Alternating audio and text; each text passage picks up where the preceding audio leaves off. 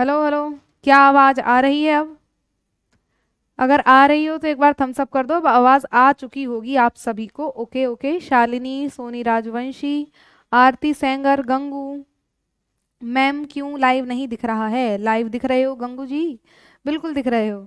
आ गई ना आवाज? ओके चलेगा। विवेक, रिया, बहुत शानदार। तो अब हम पढ़ना आरंभ करते हैं। हमने कल वर्णमाला यानी कि एक ही दिन हुआ है, आज दूसरा दिन है आपका। और वर्णमाला के विषय में जो चर्चा की थी कि वर्णमाला के आपके कितने भेद होते हैं। हमारे दो, स्वर और व्यंजन के आधार पर हमने इसका विभाजन किया। तो वर्णमाला के आधार पर जब विभाजन किया दो प्रकार से, स्वर और व्यंजन, तो स्वरों को हम पढ़ रहे थे। स्वर में आपने देखा कि स्वर का विभाजन अभी उच्चारण के आधार पर हमने किया था कल लास्ट क्लास में। ठीक है। तो वर्ण क्या होते हैं, अक्षर क्या होते हैं, इस पर चर्चा हो चुकी थी हमारी। वर्णमाला किसको कहते हैं ये भी पढ़ चुके थे हम। और स्वरों की तरफ हम बढ़े थे कि आपके जो मूल स्वर हैं वो कितने हैं, है ना, और कुल स्वर कितने हैं। तो मूल स्वर हमारे 11 हैं, और कुल स्वर की बात करें तो हमारे 13 हैं। और कुल मात्राएं कितनी हैं? स्वर तो आपके 11 हैं, लेकिन मात्रा कितनी होती है? तो मात्रा हमारी 10 होती है। इतना आप जानिएगा, ठीक है। मात्राएं 11 नहीं होती हैं। उसके बाद स्वरों का वर्गीकरण किया उच्चारण और मात्रा काल के आधार पर 3 प्रकार से।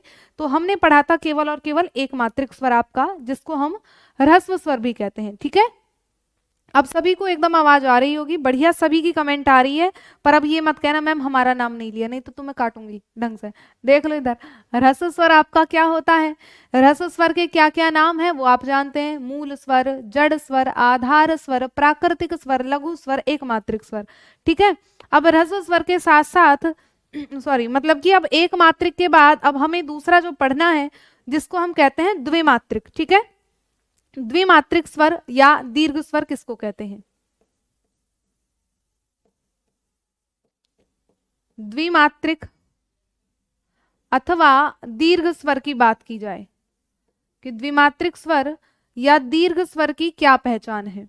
तो द्विमात्रिक स्वर यानी कि वे स्वर जिनके उच्चारण में आपको दो मात्राओं का समय लगता है, दो मात्रा काल का समय लगता है, उसको आप क्या कहते हैं?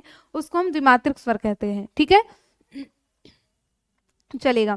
तो जिन स्वर वर्णों के उच्चारण में, जिन स्वर वर्णों के उच्चारण में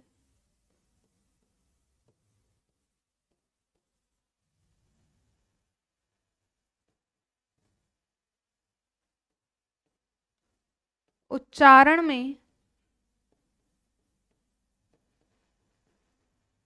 दो मात्रा काल का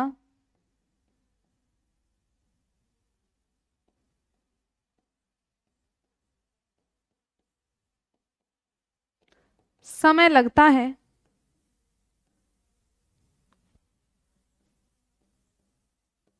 उन्हें हम द्विमात्रिक या दीर्घ स्वर कहते हैं।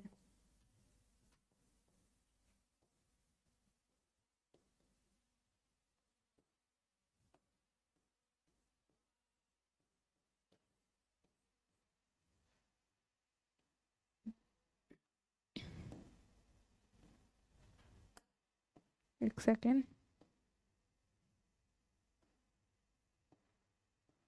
अरे ये, हाँ, स्वर कहते हैं। ठीक है। अब दीर्घ स्वर आपके कौन कौन से हो सकते हैं, यानी कि द्विमात्रिक स्वर आपके कौन कौन से हैं? तो द्विमात्रिक स्वर को हम दो प्रकार से विभाजित करेंगे आपके। ठीक है। द्विमात्रिक स्वर आपके दो प्रकार से विभक्त किए जाते हैं।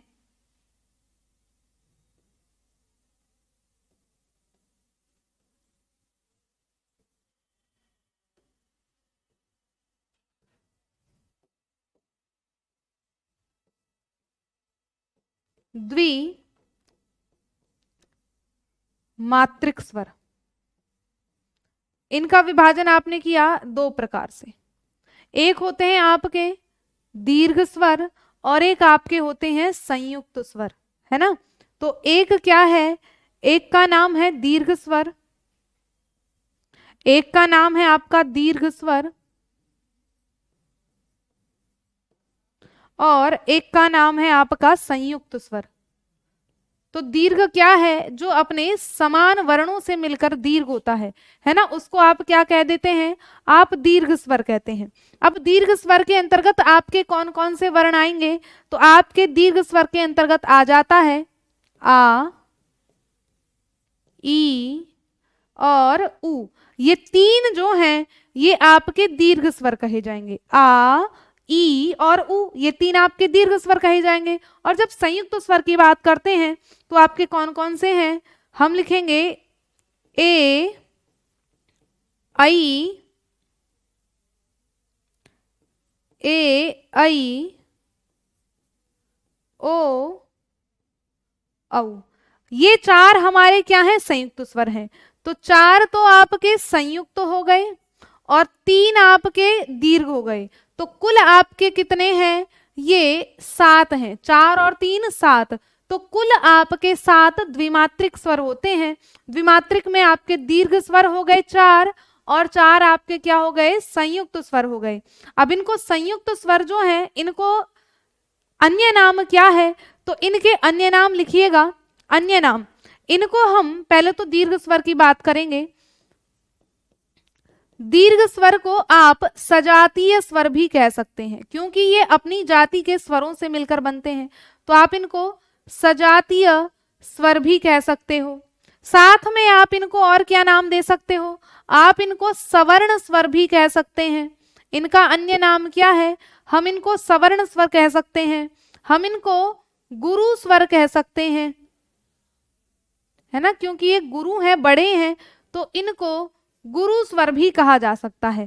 दीर्घ स्वर का अन्य नाम क्या है? सजातीय स्वर, सवर्ण स्वर और गुरु स्वर। और जब बात करते हैं आप संयुक्त स्वर की तो इसके अन्य नाम क्या है? इसको आप विजातीय स्वर भी कह सकते हैं। ठीक है, क्या कहेंगे? विजातीय स्वर भी हम इसको कह सकते हैं। और क्या नाम है? इसको आप मिश्रित स्वर कह सकते हैं। ठीक है, इसको आप मिश्रित स्वर कह सकते हैं, जो दो विभिन्न स्वरों से मिलकर बन रहा है। तो ये क्या कहलाएगा? इसको आप मिश्रित स्वर भी कह देंगे। ठीक है, इतनी बात समझ में आई कि नहीं आई? तो ये है आपका मामला कुल मिलाकर द्विमात्रिक स्वर का या दीर्घ स्वर का, कि जिन वर्णों के उच्चारण में 2 मात्रा काल का समय लगता है वो आपके द्विमात्रिक हैं। अब द्विमात्रिक का विभाजन करा 2 प्रकार से, एक है दीर्घ, और ये जो दीर्घ है इनको आप मूल दीर्घ भी कह सकते हैं। ठीक है, इनको आप मूल दीर्घ स्वर भी कह सकते हैं, नो दिक्कत, नो डाउट। या तो दीर्घ स्वर कह लो या मूल दीर्घ स्वर कह लो, या फिर आप इनको सजातीय स्वर कह लो या सवर्ण स्वर कह लो, या फिर आप इनको गुरु स्वर कह लो। एक ही नाम है इन्हीं का, है ना, क्योंकि ए और ए को मिलाकर आ होता है, ई को मिलाकर ई होता है, उ को मिलाकर दीर्घ उ हो जाता है। और संयुक्त स्वर में आप देखेंगे ये विजातीय है क्योंकि ए और ई को मिलाकर ए का निर्माण होता है, ए और ए को मिलाकर आई का निर्माण होता है। ठीक है, तो इनको आप क्या कह सकते हैं? विजातीय स्वर कह सकते हैं, मिश्रित स्वर कह सकते हैं। ठीक है, समझ में आया कि नहीं आया?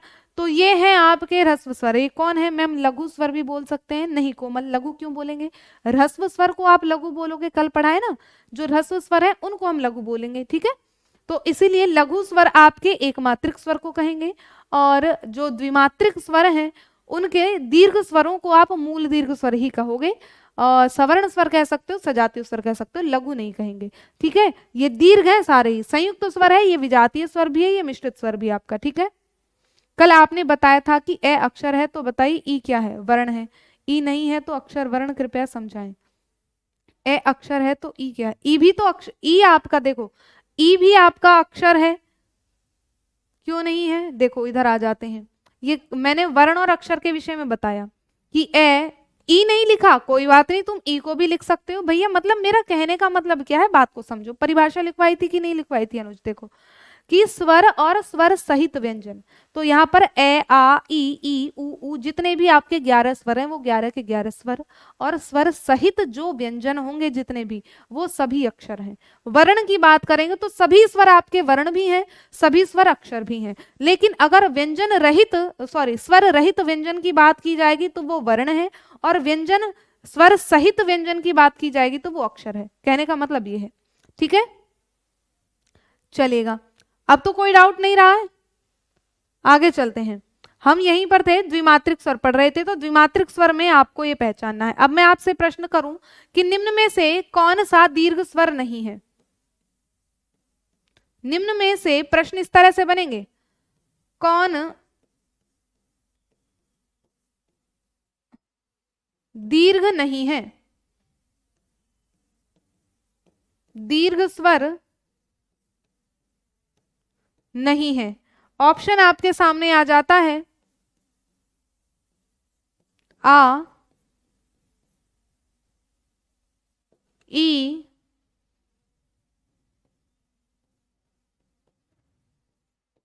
ए, उ। अगर आप देखें यहां पर आ भी दीर्घ है, ई भी दीर्घ है, और ये है आपका आई मान लो, तो आई भी तो आपके दीर्घ स्वर के अंतर्गत था कि नहीं था? लेकिन ये दीर्घ में भी कौन सा था? ये संयुक्त था। तो दीर्घ स्वर कौन से? जो सजातीय स्वर होंगे वो आपके दीर्घ हैं, ठीक है। और आई कैसा है? ये आपका संयुक्त स्वर हो जाता है। और ये तीनों कैसे हैं? ये आपके सवर्णी हैं, इन्हीं को आप संयुक्त कह सकते हैं, इन्हीं को आप गुरु स्वर कह सकते हैं, ठीक है। इन्हीं को आप सवर्णी या गुरु स्वर या दीर्घ मूल दीर्घ स्वर कह सकते हैं। और ये ऐ क्या है? ये आपका संयुक्त स्वर के अंतर्गत आ जाएगा। इसको आप विजातीय स्वर कह सकते हैं, है ना, इसको आप विजातीय कह सकते हैं, इसको आप सजातीय कह सकते हैं।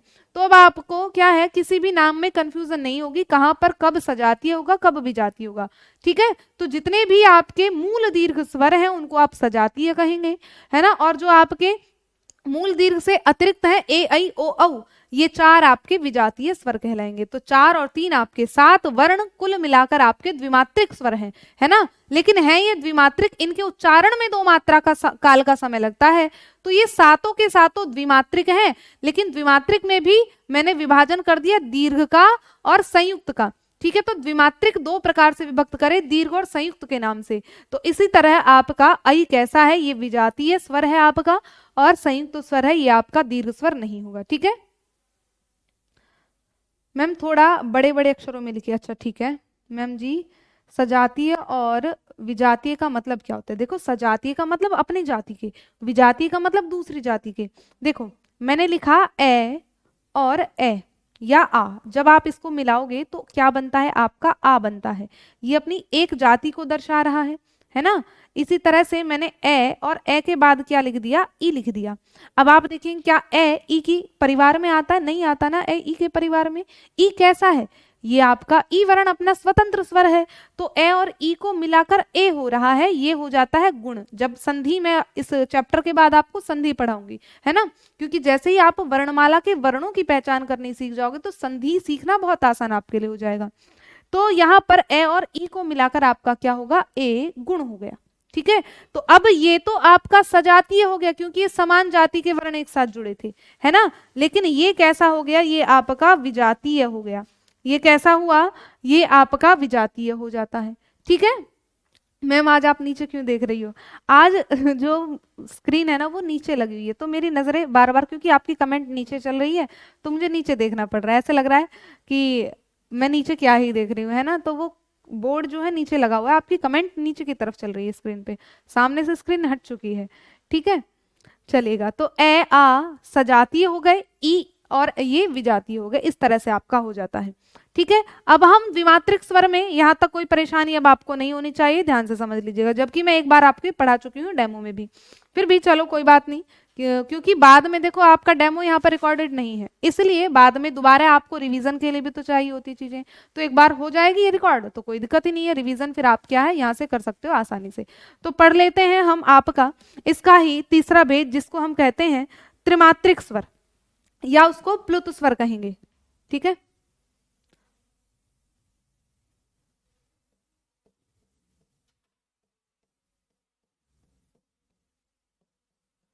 त्रिमात्रिक या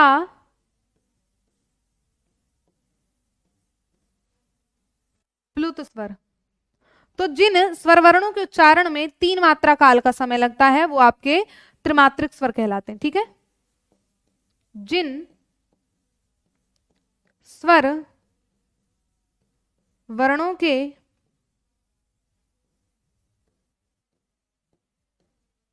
उच्चारण में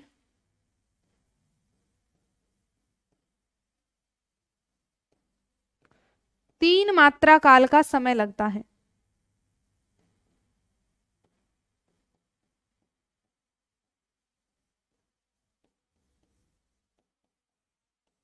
समय लगता है उन्हें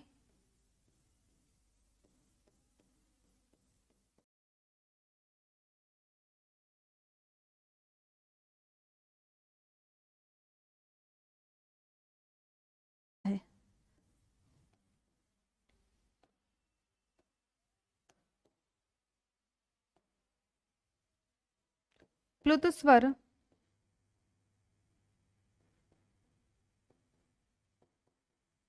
कहा जाता है। अब आप देखिएगा भाई 3 मात्रा काल का समय कैसे लगता है। क्या अब प्लुत स्वर अलग से और ऐड होंगे? नहीं होंगे। मैंने आपको बताया था लास्ट क्लास में कि जितने भी स्वर हैं उनको आप प्लुत कर सकते हो, है ना, उनको हम प्लुत बोल सकते हैं, जितने भी आपके स्वर हैं। प्लुत का मतलब क्या है कि जब आप किसी स्वर को लंबा खींचते चले जाओ, है ना। 3 मात्रा काल का समय क्या है? जब आप किसी को बुला रहे हो, है ना, लंबा खींचते चले जा रहे हो। अरे ओ मनीषा, आवाज लगाई कि नहीं लगाई? तो मम्मी जब पुकारती है, पापा पुकारते हैं, कहाँ रह गई, है ना, आजा बर्तन इंतजार कर रहे हैं। तो जब आप ऊंचे स्वर में अंतिम स्वर को खींचते चले जाते हो, है ना, जो भी अंत में स्वर है, आ है, ई है, ऊ है, ए, ऐ, ओ, औ, कुछ भी है, उसको आप लंबा खींचते हो तो वो आपका त्रिमात्रिक कहलाता है, प्लुत कहलाता है। तो सभी स्वर आपके प्लुत हो सकते हैं, सभी स्वर आपके त्रिमात्रिक हो सकते हैं। ठीक है, तो देखो आपके 4 तो थे मूल स्वर या ह्रस्व स्वर की बात करें, और 7 थे आपके जो द्विमात्रिक स्वर थे। तो 7 4 11, तो कुल स्वर आपके 11 ही होते हैं, आप जानते हैं, जो मूल स्वर हैं। ठीक है, तो यहाँ पर त्रिमात्रिक स्वर या प्लुत स्वर की बात करें तो लिखिएगा कि जिन स्वर वर्णों के उच्चारण में यानी कि प्रत्येक स्वर को लंबे समय तक बोलकर प्लुत बनाया जा सकता है, इसमें आप नोट कर सकते हैं, है ना। सभी स्वरों को, सभी स्वर प्लुत होते हैं।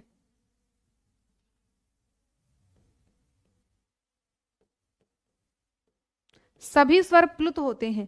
ठीक है, अब प्लुत का चिन्ह देखेंगे। प्लुत का चिन्ह क्या होता है? तो चिन्ह उच्चित उच्चारण नहीं है, क्या होता है? चिन्ह होता है। च में, च के बाद है आपका हलंत होता है और उसके बाद न होता है। तो प्लुत चिन्ह आपका क्या है? तो इस तरह की ये जो 3 इकाई सी होती है, ये आपका प्लुत का चिन्ह है। जब हम ओम का उच्चारण करते हैं तो यहाँ पर ये जो है ये प्लुत का चिन्ह है। इसका मतलब ये दे रहा है, चिन्ह निर्देश कर रहा है कि ओ को आपको लंबा खींचना है। ओम, तो यहाँ पर ओ को लंबा खींचना है, यही है आपका प्लुत चिन्ह। ठीक है, इसी तरह से जैसे आप ए के बाद भी क्या है, प्लुत लगा सकते हो, मतलब कि अब आपको ए ऊंचा खींचना है। आप ई के बाद प्लुत चिन्ह लगा सकते हो, मतलब कि अब आपको ई ऊंचा खींचना है। आप ऊ के बाद भी प्लुत चिन्ह लगा सकते हो, मतलब कि ऊ आपको आगे लंबा खींचना है। आप ए के बाद भी प्लुत चिन्ह लगा सकते हो। तो यानी कि सभी जो आपके स्वर हैं वो प्लुत होते हैं और उनके उच्चारण में आपको कम से कम 3 मात्रा काल का समय लगता है। ठीक है, चलेगा, बहुत शानदार। अब उसके बाद हम चलते हैं, अगर ये समझ में आ गया हो तो जीभ के प्रयोग के आधार पर स्वरों का विभाजन। ठीक है, ये वाला समझ में आ गया। हमने केवल और केवल देखो यही पढ़ना था कि स्वरों का वर्गीकरण कर रहे हैं उच्चारण और मात्रा काल के आधार पर। किसके आधार पर? उच्चारण और मात्रा काल के आधार पर। तो मात्रा काल के आधार पर 3 प्रकार से विभाजन कर लिया, एक मात्रिक, द्विमात्रिक, त्रिमात्रिक। जिनमें 1 मात्रा का समय लगे एक मात्रिक, जिनमें 2 का, जिनमें 3 का लगे वो त्रिमात्रिक, जिनमें 2 का लगे वो द्विमात्रिक। ये हो गए हो तो मुझे थम्स अप करके समझा दो, बता दो, फिर मैं आगे आपको जिह्वा के प्रयोग के आधार पर स्वरों का विभाजन समझा देती हूँ। ठीक है,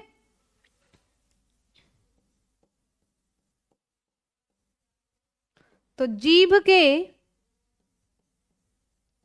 प्रयोग के आधार पर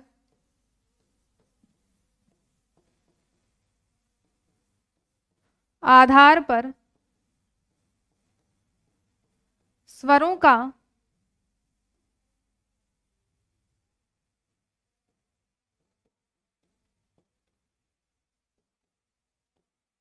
विभाजन। ठीक है, कि जीभ के प्रयोग के आधार पर आप स्वर का किस तरह से विभाजन करेंगे। ठीक जी, चलेगा, बहुत शानदार तरीके से। अब हम जीभ के प्रयोग के आधार पर स्वरों को 3 प्रकार से विभक्त करते हैं। कितने प्रकार से करते हैं?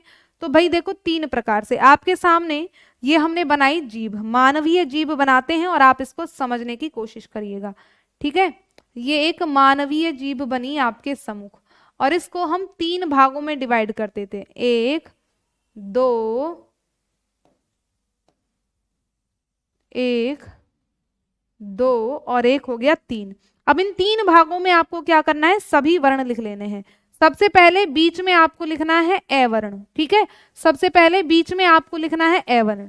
उसके बाद आपको क्या लिखना है, अ के बाद जितने भी ए की तरह बनते हैं वर्ण, आ बनता है, उ बनता है, दीर्घ उ, ओ और आपका औ।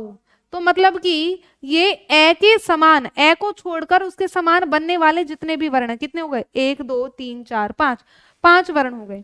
और इस तरफ नीचे की तरफ आप लिखेंगे ई, दीर्घ ई, ए और आई, ये 4 हो गए नीचे।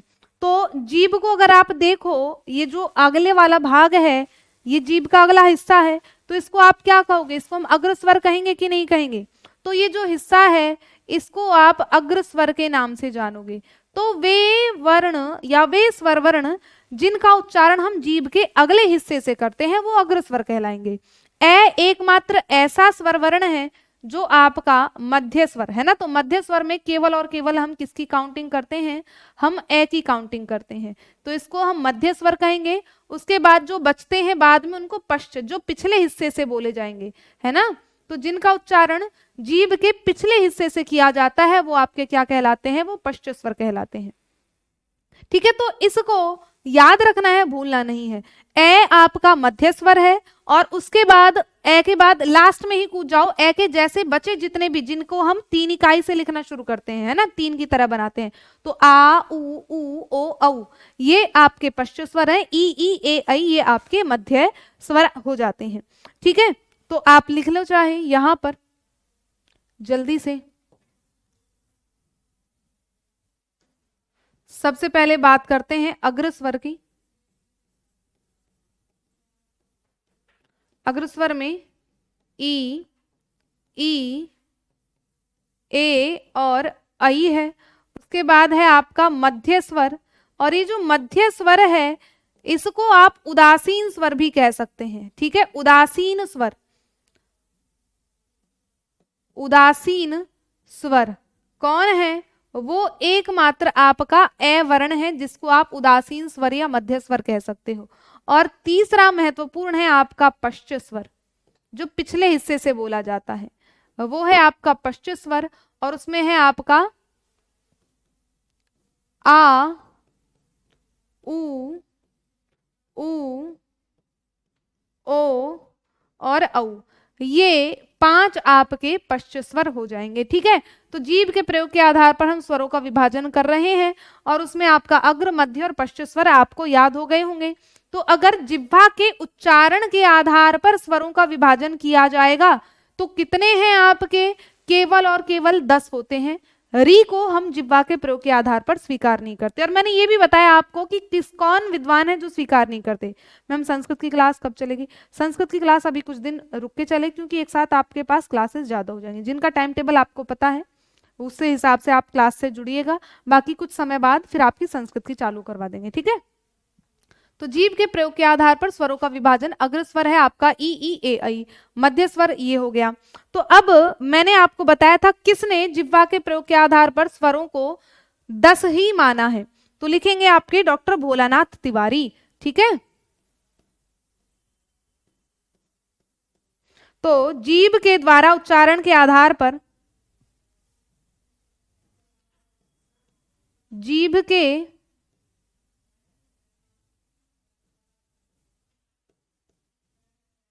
द्वारा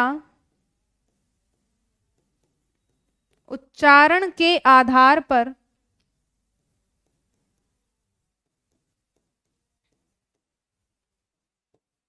स्वरों की संख्या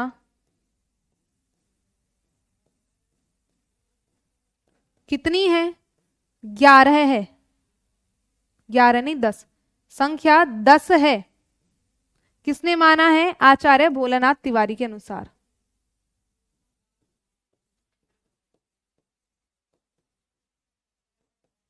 भोलानाथ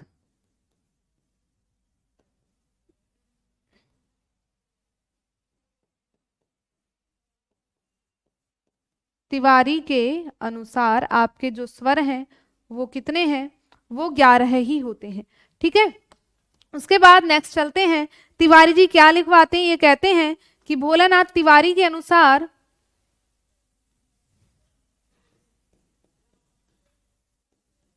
भोलानाथ, मैम आपने आचार्य भोलानाथ तिवारी बताया था, बिल्कुल बिल्कुल, है ना। तो भोलानाथ तिवारी के अनुसार, तिवारी के अनुसार किसको नहीं स्वीकार किया गया, तो भैया आपके री वर्ण को। ठीक है, री को उच्चारण के आधार पर, जीव के प्रयोग के आधार पर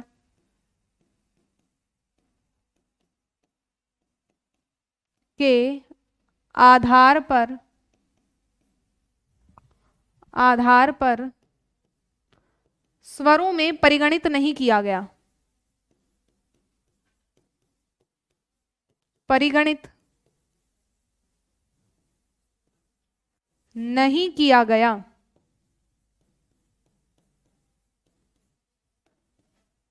नहीं किया गया,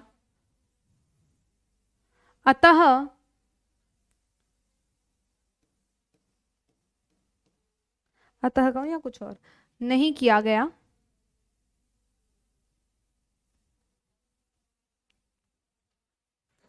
क्योंकि उनका मानना है, उनका मानना है कि री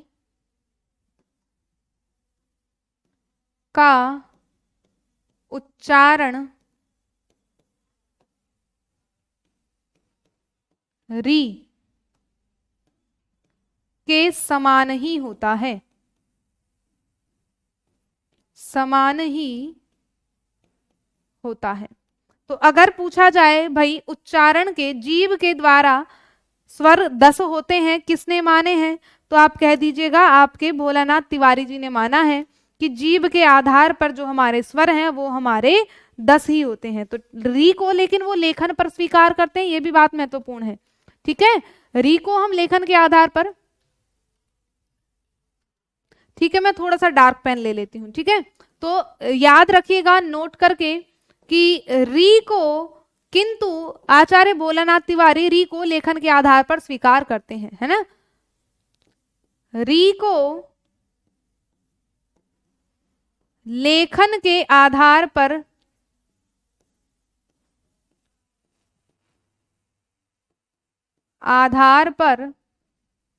आचार्य भोलानाथ तिवारी स्वीकार करते हैं, भोलानाथ स्वीकार करते हैं।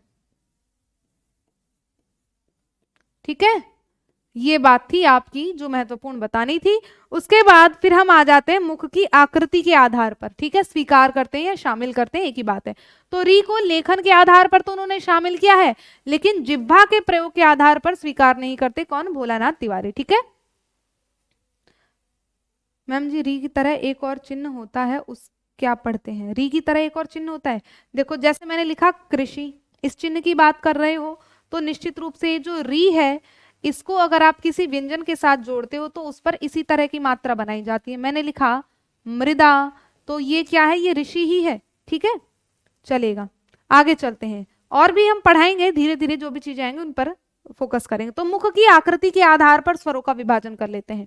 ये था जिह्वा के प्रयोग के आधार पर। जिह्वा के प्रयोग के आधार पर स्वर आपके 3 प्रकार से विभक्त किए हैं, अग्र, मध्य और पश्च। ये आपके बायोडेटा सारा आपके सामने है, लेकिन री को नहीं स्वीकार करते हैं हम जिह्वा के प्रयोग के आधार पर। और कितने होते हैं फिर जिह्वा के प्रयोग के आधार पर? 10 ही हैं। कौन मानते हैं? भोलानाथ तिवारी मानते हैं।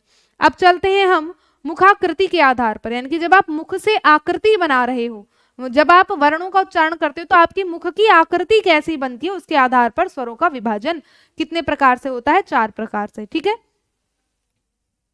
तो लिखेगा मुखाकृति के आधार पर स्वरों का विभाजन।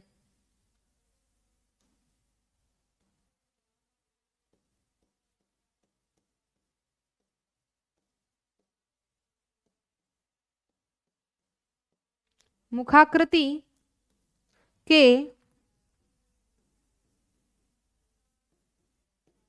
आधार पर स्वरों का विभाजन। तो चलिएगा, बहुत ही शानदार तरीके से इसको पढ़ेंगे। इसमें हम इनको 4 प्रकार से विभक्त करते हैं, लेकिन सबसे पहले आपका आता है विवृत्त स्वर। कैसा स्वर आता है? विवृत्त स्वर की बात करेंगे। विवृत्त स्वर आपके क्या होते हैं, एंड देन संवृत्त स्वर आपके क्या होते हैं। तो विवृत्त स्वर वे हैं कि जिनके उच्चारण में आपका मुख पूरा खुल जाए, है ना। विवृत्त का मतलब जब आपका मुंह पूरा खुल जाए, इसी को आप निम्न स्वर भी कह सकते हैं। तो विवृत्त स्वर में आपका केवल और मात्र एक वर्ण आता है, जिसको आप कहते हैं आ। ठीक है, किसकी बात करें? आ की बात करें। ये केवल मात्र एक विवृत्त स्वर है, इसमें मुख विवर पूरा खुलता है। ठीक है, मुख विवर पूरा खुलता है, पूरा खुलता है। ये आपका क्या कहलाता है? विवृत्त स्वर कहलाता है। और ये जो विवृत्त स्वर है, इसी का एक विपरीत आता है, जिसको हम कहते हैं संवृत्त स्वर। क्या कहते हैं? संवृत्त स्वर। अब इसमें मुख विवर पूरा नहीं खुलेगा, लेकिन लगभग बंद सा रहता है, तो उसको आप क्या कहते हैं? उसको हम संवृत्त स्वर कहते हैं। और संवृत्त स्वर में आपके कौन कौन से वर्ण आ जाएंगे? तो संवृत्त स्वर में आपका ई और उ आएगा। ठीक है, कौन कौन सा आएगा? दीर्घ ई, और मतलब दीर्घ और ह्रस्व, ये ई दोनों आ जाएंगे। ई उ और उ, ये चारों स्वर आपके क्या है? संवृत्त में आएंगे। और इसमें मुख विवर लगभग बंद रहता है। ठीक है, मुख विवर लगभग बंद रहता है, बंद सा ही रहता है, पूर्ण रूप से बंद नहीं होगा, क्योंकि अगर पूर्ण रूप से बंद हो जाएगा तो फिर आप उच्चारण ही क्या करोगे। ठीक है, तो पहला है विवृत्त, और विवृत्त का विपरीत है संवृत्त। अब क्या करते हैं? इन दोनों का आधा कर लेते हैं, एक अर्ध विवृत्त और एक आपका अर्ध संवृत्त। ठीक है, तो एक आपका हो जाता है इसी का आधा, जिसको हम कहेंगे अर्ध विवृत्त। ठीक, अर्ध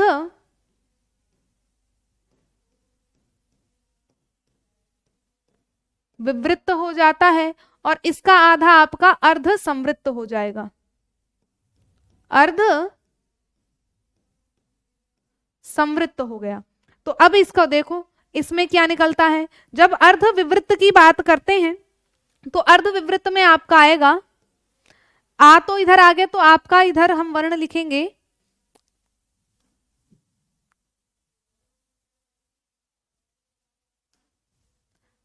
ए, ओ और औ। ठीक है, ए, आई और आपका औ। ए, आई और औ, ये चार आपके अर्ध विवृत्त हैं, यानी कि मुख विवर आधा खुला। अगर इसकी परिभाषा आप लिखें तो मतलब कि मुख विवर आधा खुला। मुख विवर जब आधा खुला होगा तो वो आपका क्या कहलाता है? उसको आप अर्ध विवृत्त स्वर कह देते हैं। और जब अर्ध संवृत्त की बात आती है, तो अर्ध संवृत्त में अब देख लो आपके कौन कौन से वर्ण बच गए। अगर आप देखें तो यहां पर विवृत्त में केवल एकमात्र है आ, अर्ध विवृत्त में क्या हो गया? ए, और ए के साथ में आई औ भी आ जाता है। उसके साथ जब अर्ध संवृत्त की बात करें तो आपका कौन सा वर्ण बच रहा है? ए और ओ स्वर बच रहा है ना, ये दो वर्ण बच रहे हैं, तो उनको इधर आप लिख लीजिएगा। अर्ध संवृत्त की जब बात हो रही है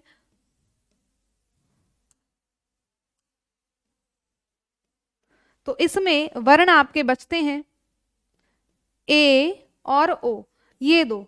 तो इसमें आपका मुख विवर लगभग आधा बंद है, जब, है ना, जब आधा आपका बंद हो जाएगा, मुख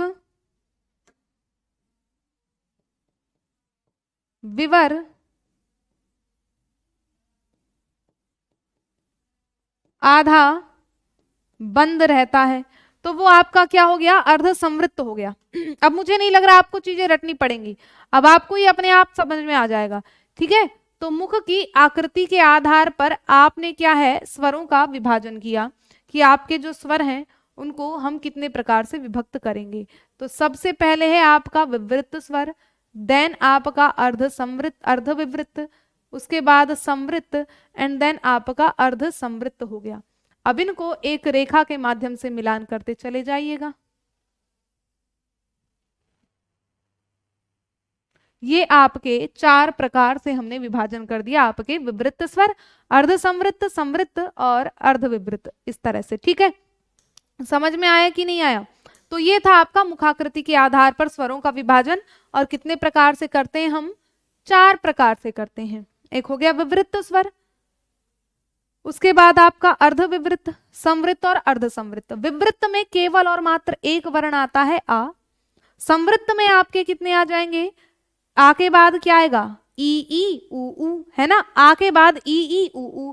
और देन जब अर्ध विवृत की बात करेंगे तो आ का आधा ए, है ना, और साथ में आई औ आ जाएगा। उसके बाद जब अर्ध संवृत्त की बात करेंगे ए और ओ आ जाएगा। तो यहां पर आपका मुखाकृति के आधार पर सारा क्लियर हो जाता है। मुझे बताओ किसको समझ में नहीं आया है?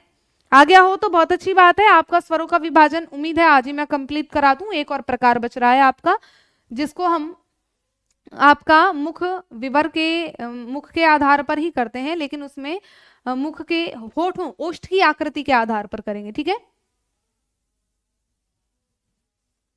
ठीक है, चलेगा। आगे चलते हैं। तो नेक्स्ट अब हमारा है ओष्ठ की आकृति के आधार पर स्वर। ठीक है, ओष्ठ की आकृति के आधार पर स्वर।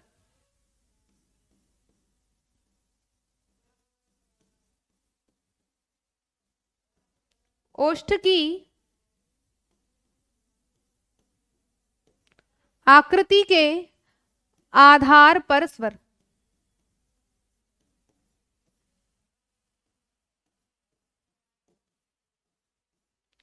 अब इनको हम कितने प्रकार से विभक्त करेंगे? तो इनका विभाजन हम करते हैं 2 प्रकार से। ठीक है, इसका विभाजन हम कितने प्रकार से करते हैं? तो इसका विभाजन हम 2 प्रकार से करते हैं। एक आपका हो जाता है वृत्तमुखी और एक आपका हो जाएगा अवृत्तमुखी। जब हम स्वरों का उच्चारण कर रहे हैं ना, तो 2 प्रकार से करेंगे। या तो आप अपने जो मतलब कि होठ है उनको वृत्तमुखी, गोलाकार, अंडाकार कर दोगे, तो उसको आप क्या कहेंगे?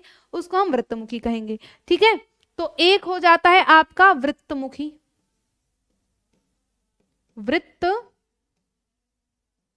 मुखी। तो जब आपका मुख, आपके होठ कैसे हो जाए? वृत्ताकार, गोलाकार। जैसे आपने ऊ का उच्चारण किया, ओ का उच्चारण किया, तो होठ आपके राउंड शेप में हो गए, तो इसलिए कह दिया वृत्तमुखी। और जब आपके होठ राउंड शेप में नहीं हो रहे हैं तो उसको आप क्या कह देते हैं? उसको हम अवृत्तमुखी कह देते हैं। क्या कहते हैं? उसको हम अवृत्तमुखी कह देते हैं।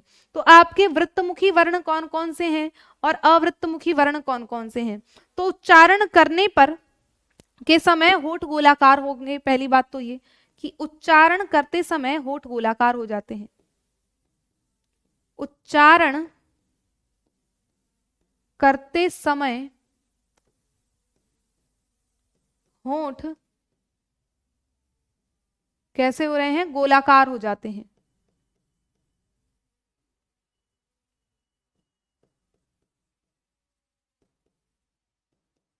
गोलाकार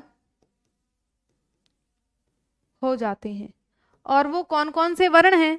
तो आपका आता है ऊ और ओ औ। ठीक है, ऊ, ऊ, ओ और औ। ये 4 वर्ण आपके कैसे हैं?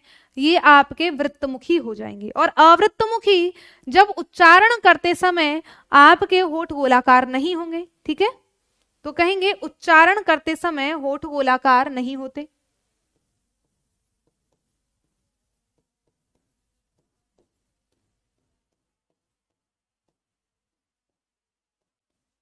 होठ गोलाकार नहीं होते, उनको आप क्या कह देते हैं? उनको हम अवृत्तमुखी कह देते हैं। अब ये कौन कौन से हैं आपके अवृत्तमुखी? तो आपका बचता क्या है? ए, आ, ई, ए और ऐ। ये आपके कैसे हैं? ये हमारे अवृत्तमुखी हैं। इनको आप उच्चारण करके देख लो, क्या ये आपके गोलाकार हो रहे हैं? नहीं हो रहे। ये कुल कितने वर्ण हो गए आपके? ये कुल आपके 6 हो गए। ठीक है, तो री को भी यहाँ पर हम स्वीकार नहीं कर रहे हैं ओष्ठ की आकृति के आधार पर। तो ये 6 हमारे क्या हैं? आपके वृत्तमुखी और अवृत्तमुखी इसी के अंतर्गत आ जाएंगे। अब ये जो वृत्तमुखी है इसका एक और नाम है, इसका अदर नाम क्या है दूसरा? तो इनको हम कह सकते हैं आपका वर्तुलित स्वर। ठीक है, अन्य नाम क्या है? तो अन्य नाम लिखेंगे, इनको वर्तुलित स्वर कह सकते हैं।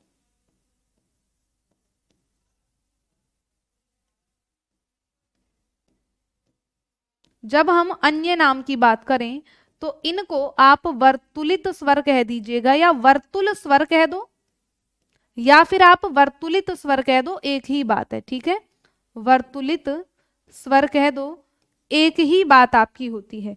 ठीक है, या फिर वर्तुलाकार कह दो, वर्तुलाकार कह दो। इसी तरह जब अवृत्तमुखी की बात करेंगे, इसके अन्य नाम क्या है? तो इसमें इसके आगे ए जोड़ते चले जाओ, ए वर्तुल स्वर, ए वर्तुल, ए वर्तुलित, वर्तुलित, या ए वर्तुलाकार, ए वर्तुलाकार। ठीक है, ये आपके हमने ओष्ठ की आकृति के आधार पर स्वरों का विभाजन किया। ठीक है, ए वर्तुलाकार, ए वर्तुलित, और ए को आप जानते हैं ये आपका कैसा है?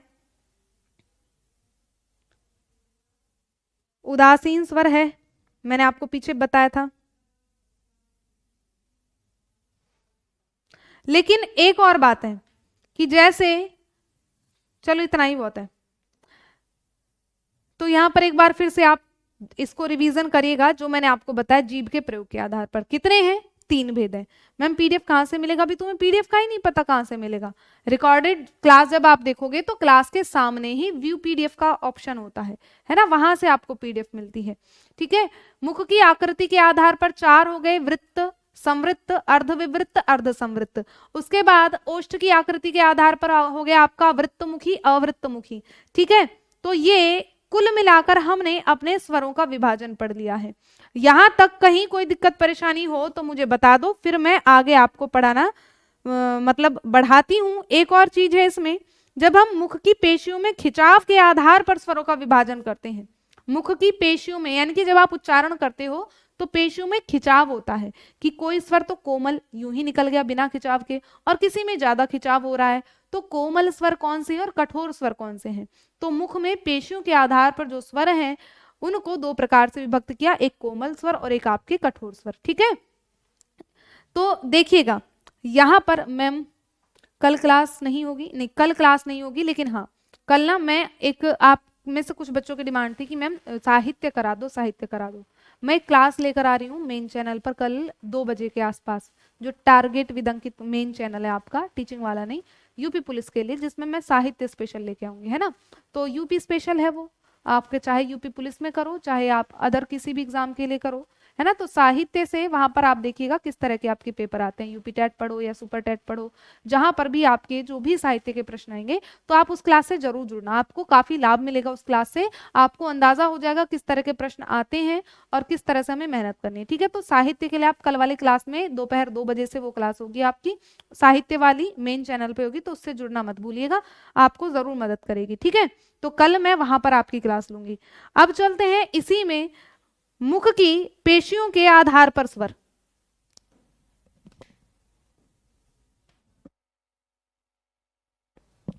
मुख की पेशियों के आधार पर स्वर।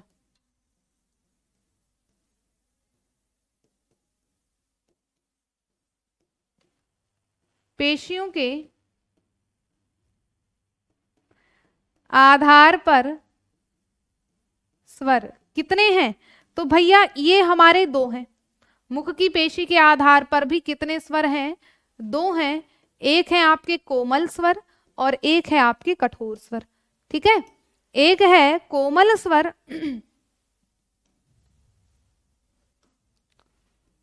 कोमल स्वर,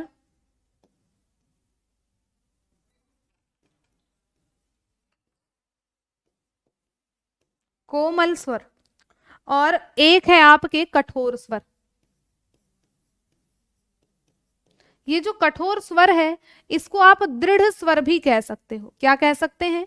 इसको आप दृढ़ स्वर के नाम से कह सकते हो। और ये जो कोमल स्वर हैं इनको आप शिथिल स्वर भी कह सकते हो। ठीक है, तो इनको आप शिथिल स्वर भी कह सकते हैं। कोमल या फिर शिथिल स्वर के नाम से भी हम इनको पुकार सकते हैं, कोई दिक्कत परेशानी नहीं होगी। ठीक है, कई बार मैं देखो आप में से बहुत से बच्चों कमेंट नहीं देख पाती हूँ क्योंकि कमेंट ऊपर ऊपर जा रही होती है, एक दो दिख गई तो दिख गई। तो आपको मैंने बता रखा है डाउट ग्रुप की आपके पास सुविधा है, तो आप डाउट ग्रुप में टैग कर दिया करो तुरंत के तुरंत कि मैम ये चीज समझ में नहीं आई, एक बार इसको कल की क्लास में स्पष्ट कर दो। पॉसिबल रहा तो वहीं स्पष्ट कर दूंगी, नहीं तो क्लास में मैं आपको स्पष्ट कर ही दूंगी। ठीक है, उसके बाद कोमल स्वर में आपके केवल 3 वर्ण हैं।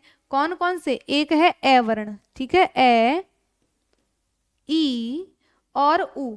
इन 3 को हम कोमल स्वर के नाम से जानते हैं। ठीक है, ए, ई और आपका उ, इन 3 को आप कोमल स्वर के नाम से जानेंगे। और जब कठोर स्वर की बात आएगी तो कौन कौन से आ जाएंगे? आपका आ, दीर्घ ई, दीर्घ उ, ए, आई, ओ और औ। ये आपके कैसे हो जाएंगे? कठोर स्वर, या इनको आप दीर्घ स्वर कह सकते हैं। ठीक है, आ, ई, उ, ए, आई, ओ, औ। तो ये कितने हो गए आपके? 4 और 3 7। ये कठोर स्वर हैं और 3 आपके कोमल स्वर हैं। ठीक है, कोमल और कठोर स्वर, या इनको आप दृढ़ स्वर के नाम से भी जानते हैं। तो यहाँ पर आपका स्वर का चैप्टर तो सारा समाप्त हो जाता है। और स्वर के बाद फिर हम अपना क्या है, व्यंजनों की तरफ बढ़ेंगे कि व्यंजनों का विभाजन हमने कितने प्रकार से करना है। व्यंजन का उच्चारण स्थान भी हमें पढ़ना है, किस तरह से आप उच्चारण स्थान करते हैं, घोष अघोष क्या है सग आपका, और अल्प प्राण महाप्राण क्या है। इन सभी को नेक्स्ट क्लास में हम, मुझे लग रहा है, कर पाएंगे। अभी तो इतना समय नहीं हो पाएगा कि हम आपके इनको भी कर लें। तो एक बार पहले स्वरों का वर्गीकरण जल्दी से मेरे साथ आप रिवीजन कर लो। जब हमने वर्गीकरण किया आपका उच्चारण के आधार पर 3 प्रकार का, एक मात्रिक, द्विमात्रिक और त्रिमात्रिक। ठीक है, ये आपको याद हो गया होगा। उसके बाद जब बात करते हैं आपका जीभ के प्रयोग के आधार पर, जीभ के प्रयोग के आधार पर भी हमने 3 प्रकार से विभाजन किया, अग्र, मध्य और पश्च स्वर। ये याद हो गया, यहीं के यहीं याद करके चलना है। उसके बाद फिर हमने मुख की आकृति के आधार पर स्वरों का विभाजन किया, जो कि 4 प्रकार से था, विवृत और संवृत्त, अर्धविवृत, अर्ध संवृत्त। उसके बाद फिर हमने ओष्ठ की आकृति के आधार पर किया, वृत्तमुखी और अवृत्तमुखी 2 प्रकार से कर लिया। फिर हमने करा मुख की पेशियों के आधार पर स्वर, तो वो कितने हैं? वो आपके 2 हैं, एक है कोमल स्वर और एक है आपका कठोर, या फिर उसको आप क्या कह सकते हैं? शिथिल स्वर भी कह सकते हैं। ठीक है, तो ये हो गए। उसके बाद स्वर और भी हैं आपके, केवल ये नहीं है। तो स्वरों में अब हमें पढ़ना, ये तो थे स्वरों का विभाजन। अब आपके एक अयोगवाह भी है जिनको हम स्वरों में गिनते ही नहीं है, लेकिन स्वरों में गिनते भी हैं। जब कुल मिलाकर के बात करें तो अयोगवाह कौन से हैं, इस पर थोड़ी सी चर्चा कर लेंगे। 1-2 आपके विशिष्ट स्वर हैं, तो अयोगवाह की बात कर लेते हैं। अयोगवाह क्या होता है? ठीक है, अयोगवाह की बात करते हैं। अ योग वाह। ठीक है, अयोगवाह का मतलब क्या है भाई? जिसका न तो स्वर से योग हो न उसका व्यंजन से योग हो। अ का मतलब नहीं है। मैम डाउट ग्रुप कौन सा है दीदी? आप एप्लीकेशन से ही जाओगे, डाउट ग्रुप में मतलब ऑप्शन आपको मिल जाएगा कि डाउट ग्रुप में कैसे ज्वाइन होना है, टेलीग्राम ग्रुप, वहां से अपने आप ऑटोमेटिक आप ज्वाइन हो जाओगे, लिंक दिया हुआ है। अयोगवाह, तो आप देखें जब इसका आप विग्रह करेंगे अयोगवाह शब्द का, तो इसके विग्रह में आपको 3 शब्द दिखाई देंगे। एक है ए, एक है योग और एक है आपका वाह। ठीक है, तो जो न तो स्वर के साथ किसी का योग है, तो ए का शाब्दिक अर्थ क्या है? नहीं है। योग का मतलब क्या होता है? जोड़, है ना? जिसका जोड़ ही नहीं है लेकिन फिर भी क्या करता है? वहन करता है क्या? अर्थ को, लेकिन फिर भी अर्थ को वहन करना। तो वाह का मतलब क्या हो जाता है? वहन करना। उसी को आप क्या कहते हैं? उसी को हम अयोगवाह कहते हैं। और अयोगवाह वर्ण आपके कितने हैं? कौन कौन से हैं? तो अयोगवाह हैं आपके 2। एक है आपका अंग, ठीक है, एक है अंग और एक है आपका अह। इसको आप अनुस्वार भी कहते हैं, ठीक है, इसको आप क्या कहते हैं, इसको अनुस्वार भी कहते हैं, और इसको आप विसर्ग के नाम से भी जानते हैं। किसके नाम से जानते हैं? इसको आप विसर्ग के नाम से भी जानते हैं। अब अगर पूछा जाए कि इनका मतलब अ के बाद किसका अनुस्वार में क्या है, इसका अगर आप विग्रह करोगे तो इसका क्रम क्या है, तो इसमें सबसे पहले ए आता है और अ के बाद क्या है आपका न हलंत है, तब आपकी जो है अंग बनता है अन्न। और अगर आप इसका विग्रह करोगे एक एक शब्द का तो आपका ए और ए के बाद आपका है जुड़ा है, तब आपका क्या बनता है, ये अह बनता है। ठीक है, ए और ह को मिलाकर आपका क्या बना, अह बना। तो इस तरह से इसका ये क्या है, विच्छेद आपने पढ़ा अनुस्वार का, ये इसका है और ये आपका अह, इसका विच्छेद आपका हो जाता है। ठीक है, तो बात आती है अयोगवाह, इनको कहा किसने? अयोगवाह शब्द का नामकरण तो किसी ने किया होगा, किसने किया? तो आचार्य किशोरीदास वाजपेयी ने अयोगवाह का नामकरण किया था। ठीक है, तो इसका अर्थ मैं आपको लिखवा देती हूँ, अयोगवाह कहते किसको हैं, इसकी परिभाषा क्या है। तो लिखेंगे कि वे वर्ण जो न तो स्वर और व्यंजन के साथ जुड़ते, वे वर्ण जो स्वर और व्यंजन के साथ, स्वर और व्यंजन के साथ न जुड़ते हुए भी, न जुड़ते हुए भी अर्थ का वहन करते हैं, अर्थ का वहन करते हैं, उन्हें अयोगवाह कहते हैं। उन्हें क्या कहते हैं? तो भाई उन्हें अयोगवाह कहा जाता है।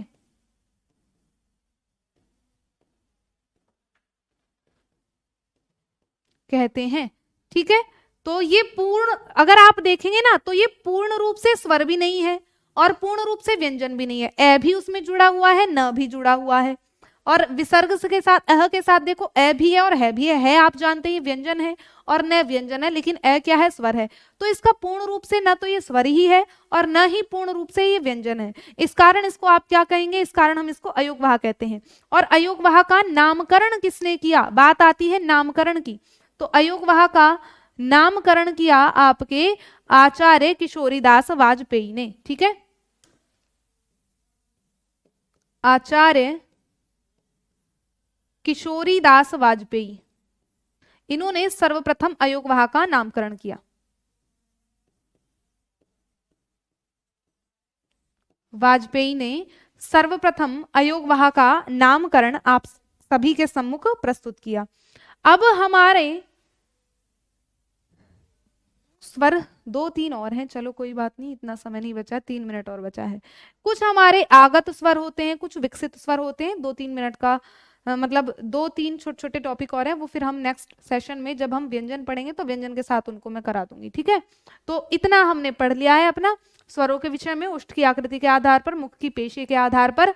और अयोगवाह को अयोगवाह क्यों कहते हैं? क्योंकि इनका न तो स्वर के साथ मेल है न व्यंजन के साथ मेल है, इसलिए उनको क्या कहा जाता है, उनको अयोगवाह कहा जाता है। ठीक है मैम, वहन का मतलब बता दीजिए। वहन का मतलब होता है वहन करना, यानी कि अर्थ को बताना, है ना, वहन करना, ढोना, कहते हैं ना भाई ढोना। अब यहाँ ढोने का मतलब वो नहीं है कि यानी कि अर्थ को स्वीकार करते हैं अपने साथ, है ना, कि जो स्वर और व्यंजन के साथ न जुड़ते हुए भी अर्थ को बताते हैं, अपने साथ अर्थ को रखते हैं, अर्थ का वहन करते हैं, अर्थ का निर्वहन करते हैं। ठीक है, वो आपका अयोगवाह है ना। अर्थ को फिर भी ये बता रहे हैं, कुछ ना कुछ अर्थ तो ये बताते ही हैं, तो अर्थ का तो वहन करेंगे, लेकिन ना तो स्वर के साथ जुड़े हुए ना व्यंजन के साथ जुड़े हुए। वहन करना यानी कि अर्थ का निर्माण करना, ऐसे कह सकते हो, है ना, अर्थ का निर्माण करते हैं, उसी को वहन करना कहते हैं। ठीक है, चलेगा, हाँ, एक्सेप्ट करना या निर्माण करना, कोई दिक्कत नहीं है। जहां भी कोई परेशानी आई हो मुझे बता दीजिएगा। और तुम भूल जाते हो भाई डाउट ग्रुप में कैसे जुड़ना है, मैं आपको देखो फिर से बता रही हूँ डाउट ग्रुप में कैसे जुड़ना है। आप एप्लीकेशन पर गए, है ना, और वहां से आप पूछ लेना आज की क्लास में किसी की अगर महत्वपूर्ण कमेंट रह गई हो, मैम ये पॉइंट आपने ध्यान से, मतलब आप नहीं बता पाई हमें, आपने हमारा देखा नहीं, हम प्रश्न पूछ रहे थे, तो उसके लिए आपको क्या करना है, आप जाओगे माई कोर्स पर, और ऊपर ही आपको अपना बैच दिखेगा यूपी टेट का, दिख गया ना बैच। अब इसमें आप देख रहे हैं पास में दिख रहा है ना, अब आप जाओगे यहाँ पर फोल्डर बने हुए हैं, एक तो लाइव क्लासेस दिख रही है, एक रिकॉर्डेड, और साइड में दिख रहा है टेलीग्राम। जैसे ही टेलीग्राम दिख रहा है उस पर क्लिक कर देना, आप टेलीग्राम ग्रुप में ज्वाइन हो जाओगे, ठीक है। वहां पर ज्वाइन हो जाइएगा और पूछ लेना जो भी आपको दिक्कत परेशानी कहीं भी आई हो। मिलते हैं कल को 2 बजे, आ जाइएगा मेन चैनल पर। तब तक सभी को धन्यवाद, love you, take care, bye bye.